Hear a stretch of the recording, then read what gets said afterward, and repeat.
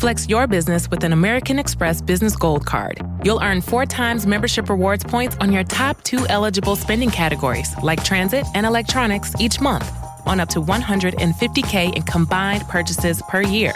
Plus, you can now earn 3 times membership rewards points on flights and prepaid hotels booked on AmexTravel.com. Terms and points cap apply. Learn more at americanexpress.com/business-gold. Amex Business Gold, built for business by American Express.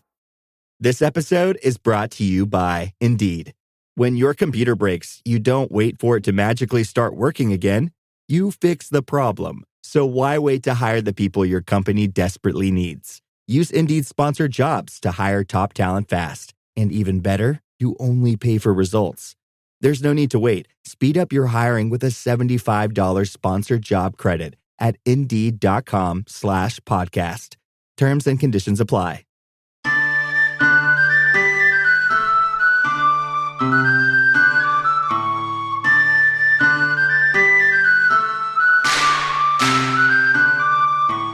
Hey all you heroes, hawks, heralds, crows, pirates, and wardens.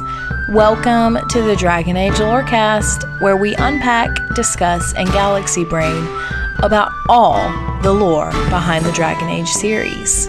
We are so excited to bring you this podcast. Every episode, we'll be talking about a different topic in the Dragon Age universe. From character deep dives to exalted marches and elven gods, we will cover it all. There will be spoilers. And always remember, swooping is bad.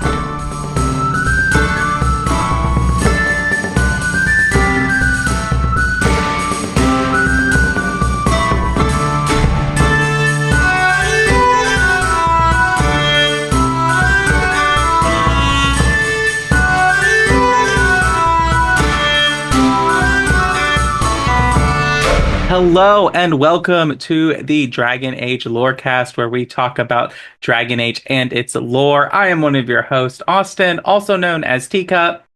And I'm your other host, Shelby or Shecup. And we are back with another patron chat episode. So we are here with our lovely patrons, who I'm going to let them introduce themselves. So we will start with the Crimson Knight. Hello, I'm Stephen, or the Crimson Knight. And we also have with us LVCC13. Hello, everyone. I am LVCC13, or Lizzie. And we have Lewis. Hey, everyone. And then Capricorn Tower. Yep, that's me. All right. Well, we are here to talk about specifically the VEILGUARD work party. Basically assigning to them who is spiking punch, who is getting HR called on them, who is secretly working during the entire party, all those kind of things there. And that's what we're talking about. But this is only for the VEILGUARD companions. So I have to say, obviously, we have our spoiler warning in our intro, but I just want to give an extra spoiler warning. Since we are talking about the VEILGUARD companions, if you have not finished the game or there are companion quests that you haven't done in the VEILGUARD, you might want to skip this patron chat because we are going to be talking about the companions and probably bringing up some of their companion dialogue and other things as evidence. So this is your spoiler warning. Anything else to add, Shelby? I think you've got it all covered. All right. Well, then I leave the floor open for whoever wants to start. Well, I already know who's working through the holiday party because the woman never stops working. Nev. Yeah. There's no way. Like, she will literally be in there holding 3 different conversations at once while still looking at her notes.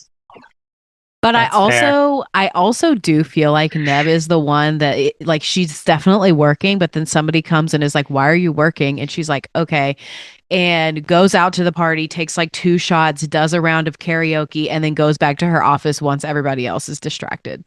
I feel like Balara would also be working quite a bit as well. Like, especially. I also think, though. Oh, sorry.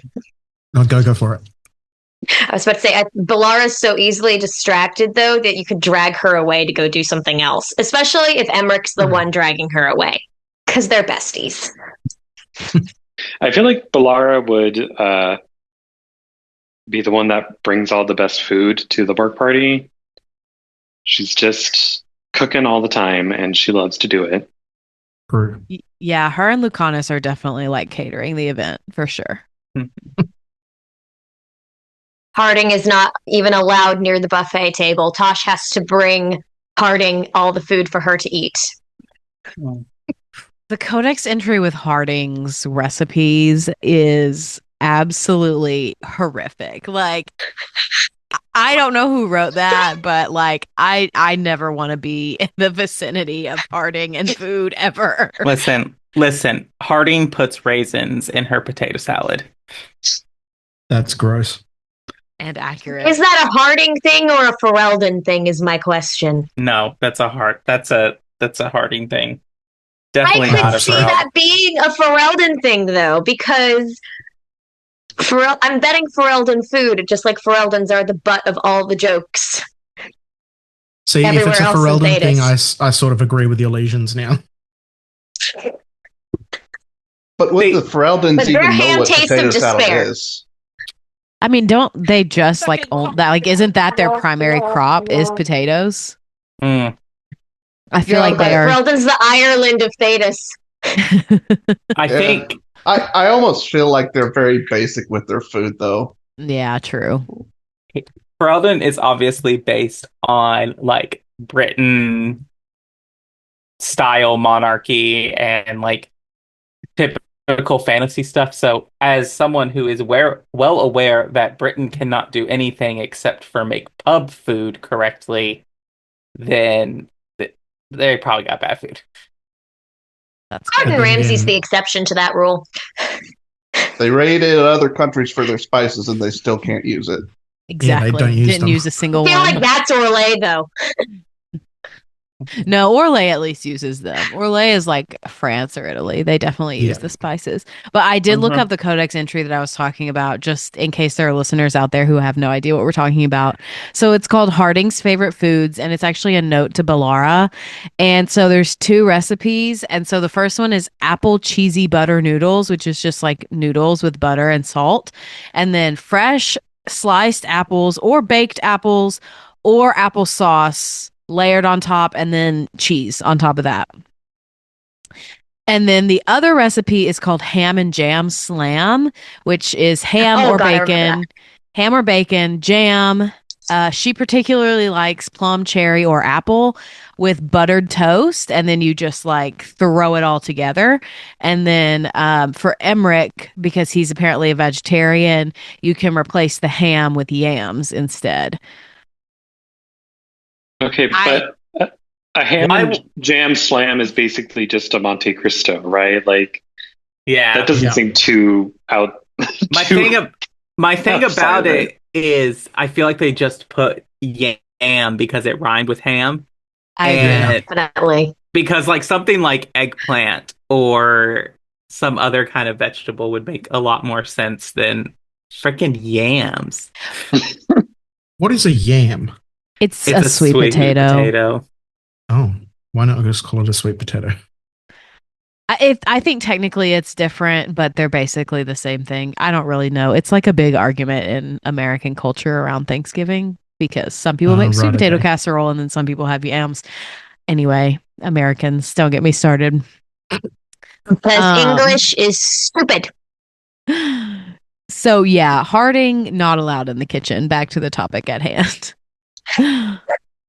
See, I think that while Nev and Balara do work during the holiday party, who's secretly working, I believe, is Harding. Like, Harding is the one who you come up to her, she's like, I'm not working.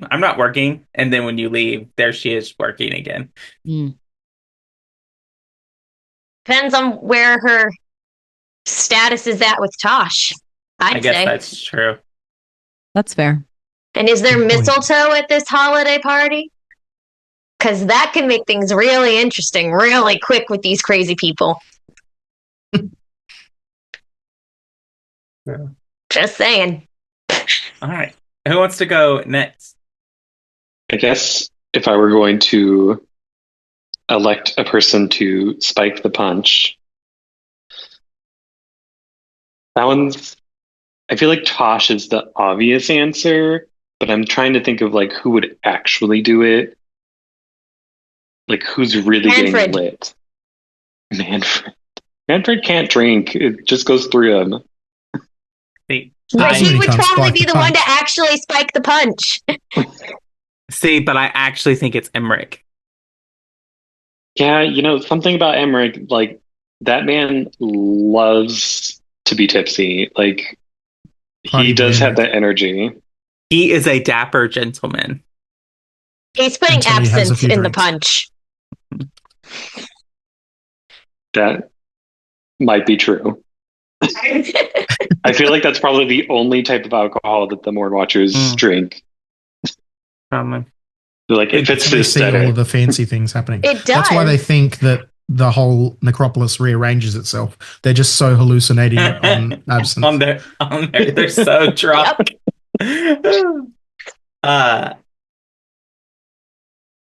My answer is sad, and I don't want to say it.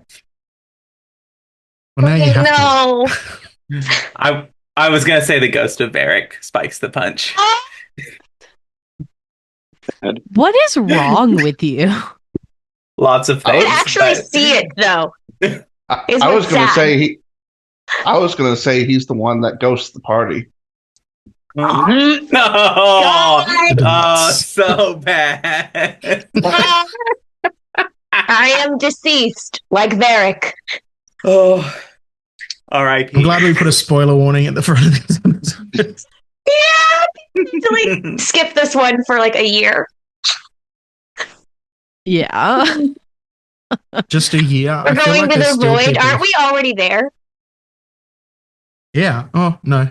But when did it come in? I hope nobody spoiled Nick. Oh, I have known about that. I Okay, kind of okay. guessed Okay. it pretty early on. I was like, Because he was stabbed right in the chest. Like you are not alive, my dude. have you not finished the game? I have not finished Act 3. So Oh, I'm still technically in Act 2, but oh, at this point, I'm not worried about spoilers. yeah, I'm not super worried either. But yeah. and I do feel like once you get to a certain point, you're kind of like, okay, I can figure out what's going to happen, like what the choices are going to be at the very end. So it's kind of it's a pretty predictable game. Mm. And yet we still cry when the things happen. of course. Mm. So I want to go back to Harding for a second because I do think that she also, if she gets drunk at this party, is 100% making a heartfelt toast to all of her friends in the Inquisition and then crying about it and will be inconsolable for the rest of the night. Yep. Are you saying that Harding is one of your friends who also frequently does that? No, because Harding pisses me off way more than she does. It's true. But I do have a friend that does that pretty much every time we drink with any kind of like significance, not just like one beverage, but like if we drink a lot, that's where she gets. I'm the first half of that. I'm not inconsolable after it. Yeah, fair. I just love all you guys. Yeah. I can totally see that. I feel like Tash is definitely going to be the one that gets HR called. Like it already happened in the game. Rook has to come in and step up as HR and be like, Tash, don't call him a death mage. Mm-hmm. That is my thing. Like, is Rook HR in this scenario? No wonder we're so messed up. I Rook really is wish HR. I really wish Ambrosian was here because she actually works in HR. I'm gonna DM her really quickly and see if she has an answer. But I also agree that Tosh is for sure getting the HR write-up. But also I think a situation that could contribute to it is they get drunk and to get too aggressive after they lose a drinking game and just like probably yell at everybody. Fire may or may not emerge from their mouth in the process. Absolutely. You know, though, like, Tosh drinks with Isabella all the time. So, would Tosh really get, like, aggressive under the influence of alcohol? Think They about I feel like that's their default personality. Think about the other the other half of that duo and how the other half of the duo is definitely getting HR called on their behavior. They also have a big pit that they fight in. I feel like a number of times they've been drunk whilst doing that. Here, this is This is a little off topic, just a little bit, but what is like the VeilGuard Companions version of, okay, now you have to go to sensitivity training? You have to go sit with Asan and say whatever mean thing you said to someone else to Asan. And when you feel horrible about it, that's when you go and apologize. You know what? Maybe Asan spikes the punch. With no, what, Asan truffles? is stealing gingerwort truffles.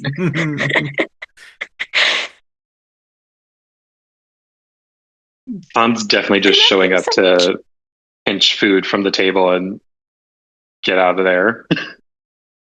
Eats all the Poor food. Davern. Definitely. He's just trying to keep his beautiful Griffin's diet regulated, and then the holiday party happens. All right. Well, I think now would be a good time to head into the mid-break. So we'll do that, and then we'll come back and get some more answers. Hey there, Ryan Reynolds here. It's a new year, and you know what that means. No, not the diet. Resolutions. A way for us all to try and do a little bit better than we did last year. And my resolution, unlike big wireless, is to not be a raging and raise the price of wireless on you every chance I get. Give it a try at mintmobile.com/switch. $45 upfront payment required, equivalent to $15 per month. New customers on first 3-month plan only. Taxes and fees extra. Speed slower above 40 gigabytes on unlimited. See mintmobile.com for details. I went to Kirkwall once. Yeah? Bit of a shithole. Yeah. Well, tell me, have you ever licked a lamppost in winter? What do you think Rook's like in person? Do you think they smell nice? What is wrong with you? And have you forgotten which side you're on? No. I mean, think about if we could turn them. Riding beside Rook at the head of Devinter's vast armies. I could stab them for you, on the house. All right, welcome to the middle of the show where we take time to thank our patrons, like our patrons we have here. I also want to say thank you to our first patrons, Genesis and Lisa M. Also, a special thank you to our Nug King patron, Lewis H. Thank you so much for your support. If you want to come on these chats, if you want to support us on Patreon, you can do so at patreon.com/DA Lorecast. If you can't support us there, we understand that. Another great way to support us is to leave us ratings and review on Apple or Spotify. If you leave us 5 stars and some kind words, we will read it out on a future episode of the show. And so I am looking to see if we do have a review to read today. We do not. Oh, we do not. So we do not have one. So if you have yet to leave a comment or rate and review us, please do so. So you can do that on Apple or Spotify. And if you leave us 5 stars and some kind words, we'll read it out on a future episode of the show. Also, we have new merch stuff happening with the podcast. Shelby, if you want to go over that real quickly. Yeah, I can do that. So for both of our podcasts this year, we are launching a t-shirt option. So anybody at the tier 3 or higher tier will automatically get 1 t-shirt a year and then 3 stickers. And so if you are at the tier 2, you will still get 4 stickers like it has been occurring for however long we've been doing merch. So those are the changes. I'm really excited about it. I hope it works out. We'll see what happens. I've only seen a couple of the designs so far. They're not completed yet. So those will be coming soon, hopefully in the next week or so, I think by the end of the month. So stay tuned for that. We'll definitely post all the designs out there for you to see before they get sent out. So those are the new happenings. Well, thank you so much for getting that. So be sure to sign up if you want to get in on that merch. great time to do that. And then with that, I think that's all I have. And that is not all I have for the middle of the show, because you should come hang out with us on Discord. And if you hang out with us on Discord, you can talk to all of us because we're all there. And you can come hang out, talk about Dragon Age, talk about our other show, the Assassin's Creed Lorecast. Come hang out, talk about Baldur's Gate, talk about whatever random game you want to talk about. Share pictures of your pets. See our pets, Snips and Queso, who you can see in the chair behind Shelby right now, all cuddled up. Aww. So be sure to join that. You can find that link in the episode description. And so with that, we can go back to the show.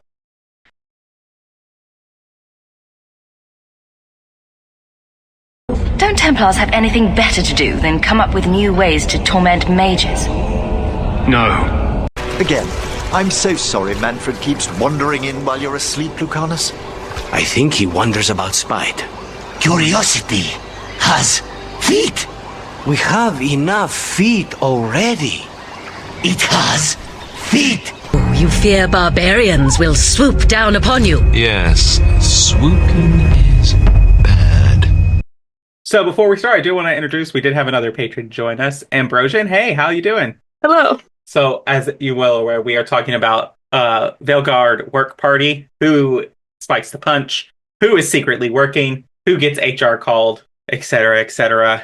I just imagine like an office level party. That's what I'm thinking of, like what it would happen there.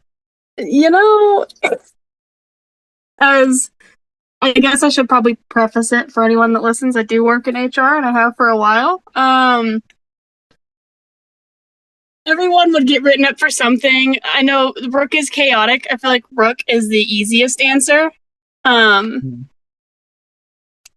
I'm gonna go a bit out on a limb here and say that I would probably write up the Viper.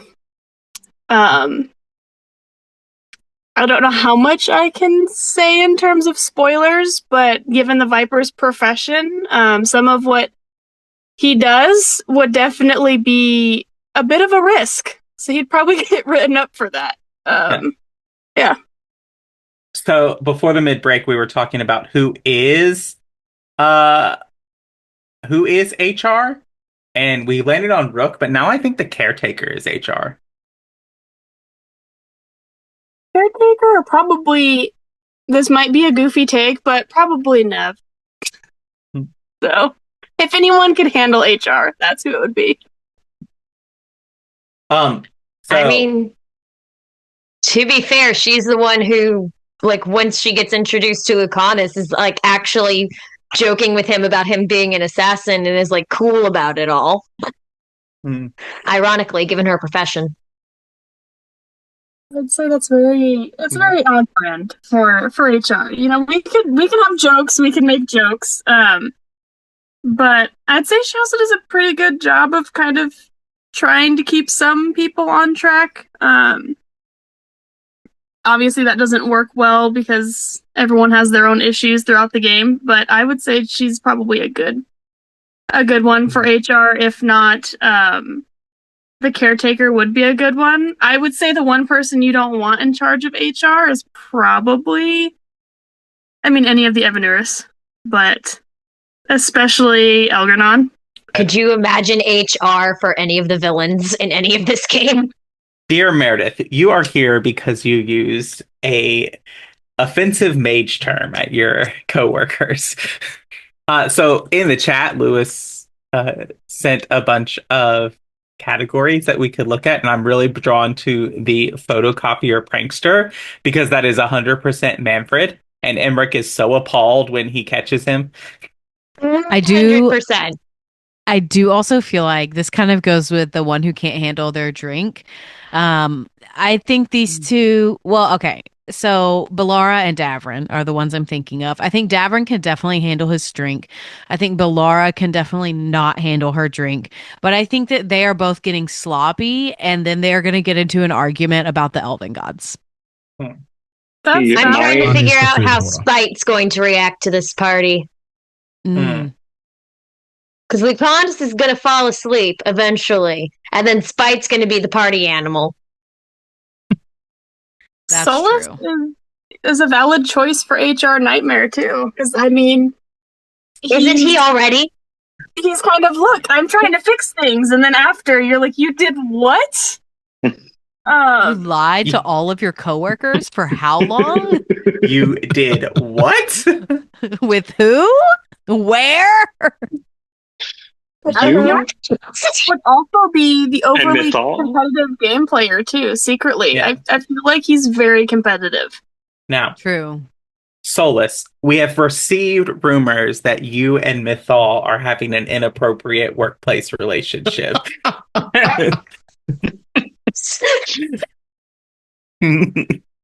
That's probably how Josephine felt in Inquisition. Unless you romance Josephine. So my Davrin take is that, you know, when the big boss, whoever that is, Rook question mark, starts the speech about like the speech about hitting company targets and all that stuff. He's the one who's falling asleep first, not Lucanus. Mm. Devrin does not care about the details. He just wants to get to the point. That is fair. See, And then Asan sits on him. For the overly competitive game player, like I see Tosh and Davrin getting into a big conversation or competition about like who has better muscles. Oh, for sure. I had a dialogue with them at the lighthouse where Davrin's like, "So, you're a dragon hunter, huh? Kind of seems like there's two monster hunters here." And she's like, "No, I just do dragons." So he's definitely feeling a little bit out of place when Tosh shows up. It's so funny that they're the only two warriors in the party too.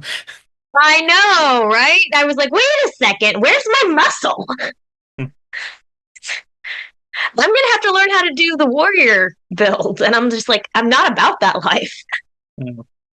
Yeah, for sure. Like the first 10 hours of the game, I'm like, am I gonna do this without a tank? Not that they really tank, but So if anyone else wants to go, you can. But I do have an answer for the party animal. It's Asan, obviously. I knew it. I knew it. He's also the food hoarder. Yes, Yes, also he that is. too. I want to know though, what party game do we think they're playing? Spin the bottle. Wicked Grace. Duh.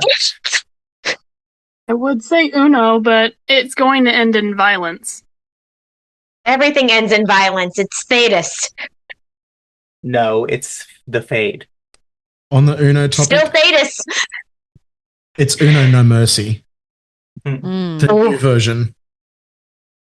The second someone puts down that +4, someone is losing a tooth. There's fists flying. A tooth? I'm That's thinking someone's true. going to lose a limb. That's true. It's like, you don't even get to put it down, and Lucanus has a dagger right at your wrist, ready to slice your hand off. Like, don't even do it. Adding a +10 would make that even worse. well, It's you my got favorite possessed. card No. game. You got possessed by Spite for a reason. That's where the switch happens. The minute someone puts a draw 2 onto Lucanus, Spite's out. He's ready to mess you up. Wings out. Knocks over the table. There goes all of the snacks. The sun goes crazy going towards the food. Someone barely manages to catch the absinthe, and then they're all high. Or I raise you, Davrin wins because he cheated and fed the cards to Asan. He's When too Hassan cute. decides that he's done, with the game, so he just jumps onto the table and scatters everything. Or That throws up tracks. the cards that he's eaten. Yeah. Hassan can do anything, and we would just pet him on the head anyways. He's a good boy. And we'd just be like, oh, our little baby Griffin. Who's the inappropriate DJ?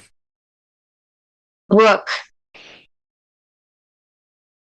I don't know. I do feel like a romanced Emmerich might fulfill that role. I feel like Emmerich is, we know he's very well read. He's very cultured. And I think that would extend to music as well. So That's my take, at least. I tend to agree with that. I feel like that's valid, but Balara, I think, maybe not inappropriate, but would just have the wildest music selection.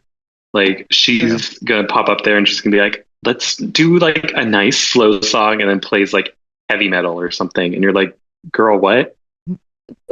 Yes. Oh, yeah. Or Balara unintentionally plays something horrific because Nev didn't have enough time to stop Davrin and Tosh from telling Balara to play something. Yeah. So she's the unintended inappropriate DJ. Yes. Or Manfred just clicked on something because Emmerich was like, Manfred, let's get some music playing. And Manfred doesn't have any taste in music. Well, he doesn't have ears. We know he can hear, though. Oh, that's true. This is true. Look, if you are not heartless and don't make Emmerich a lynch, there's lots of implications that Manfred is much more of a person than we first thought. Okay. I'll have to Maybe Manfred keep an has eye on really that. tasty music. Wanted. We're gonna have to argue about that later. I think that is actually one of the more like hotly contested decisions versus other than like Treviso Minrathous. Like, what do you do with Emmerich? That should be interesting. I agree. You'll have to do that offline. I was going to do that mission tonight, actually, but I'm like, what are we doing with you, Emmerich? What is this lich business? You'll have to keep us posted. Yes. Yeah, I want to know what you decide. I don't think there is like a bad choice necessarily. There's just a choice I think I did, and I think what I do is right. Naturally. Okay. No comment. Okay, who ends up locked in the closet for 7 minutes of heaven? Because we all know they're going to end up playing that game. It's obviously Tosh and Harding. Yes, 100%. Like, there's no doubt about it. For me, at least. Yeah, I could definitely see that. Lucanus and Nev have a little thing going on in my playthrough, at least, but they're too discreet for that. Mm-hmm. What about the karaoke enthusiast? Oh, Balara. I want to say Rook, just because I'm a karaoke enthusiast, and I feel like any of my Rooks would also be. Yeah. I also like Balara. I can see Nev just belting out a ballad, though. Like, you'd be like, Hallelujah. I don't think she's gonna participate, and then she goes up on stage and she's like, ballad time. Or shallow. She's like wow, the Broadway crowd. queen. Don't rain on my parade. No, Davrin and Lucanus also had some tension, so I feel like just throw them in a room together and leave them for 30 minutes. They'll either kill each other or they'll be married. There will be no in between. Only you could date more than one person at one time. Don't even get me started on that. Not that it matters, because in my playthrough I chose Minrathous, and Lucanus was like, well, we're not going to get frisky anytime soon. I locked myself out of that one as well. I chose Treviso for my first playthrough because I was a crow. There was no way that I was going to pick Minrathous over Treviso. I was a crow, but I also picked Minrathous because I was like, yeah, there's a lot of Venatori there. I don't really want them getting the upper hand on any of this. Off topic. Yeah, I picked Treviso. Like, as much as I didn't want the Venatori getting the upper hand, I felt like the innocent people were more important at that point. I didn't want more blight getting spread. And it becomes a moot point anyway. Yeah. It doesn't matter which one you pick because it's really a terrible choice either way. All right. Well, thank you all for being here. So we'll go around and let people know where to find you or plug anything you got going on. So we'll start with the Crimson Knight. Steven or the Crimson Knight, and you can find me on Discord. LVCC13. I am LVCC13, and you can find my voice in the Avengers audio drama where I play the Wasp, and you can find that on Apple Podcasts, Spotify, YouTube, and a few other podcatchers. Eventually, maybe at some point, hopefully, I will be back on Twitch, and you can find me at LVCC13 on Twitch. Hopefully. Lewis. I actually have a lot of exciting things happening this year. I'm producing a musical, which I'm going to stream to the world via YouTube. So tickets will be available for that at some point, which I'm sure I'll share somewhere, probably on Instagram. I'm in a TV show as like a voice actor for one little tiny line, but I'm excited. But you can find me on Instagram at Lewis Hackfeth, HACKFATH. And then Capricorn Tower? That's me, Capricorn Tower, or Nick. I just haunt the Discord. And then Ambrosian. I'm Ambrosian or Jay. I currently, right now, am also just sort of haunting the Discord, but may possibly have some other things coming up in the next month or so. So I will update if that happens. Awesome. All right. Well, I think with that, thank you all for being here. We so love having these chats, and it's always so much fun. So thank you so much for being here. If you'd like to join these chats, you can do so by going to patreon.com/DALorecast and signing up there. Before we go, a special thank you again to Lewis, HR, Nug King patron. Thank you so much for that support. And with that, thank you all for listening to the Dragon Age Lorecast. We'll see you next time.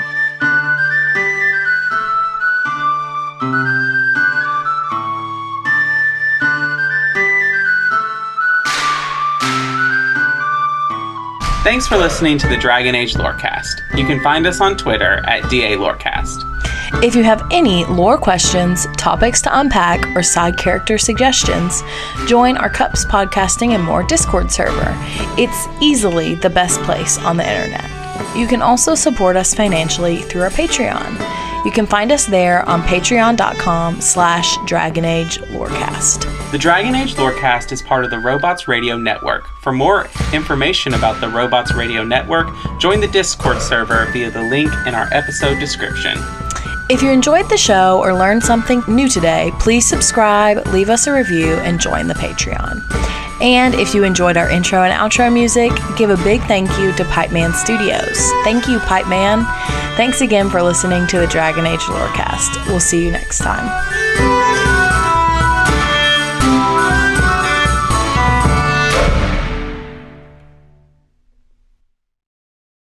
Do you love Dragon Age?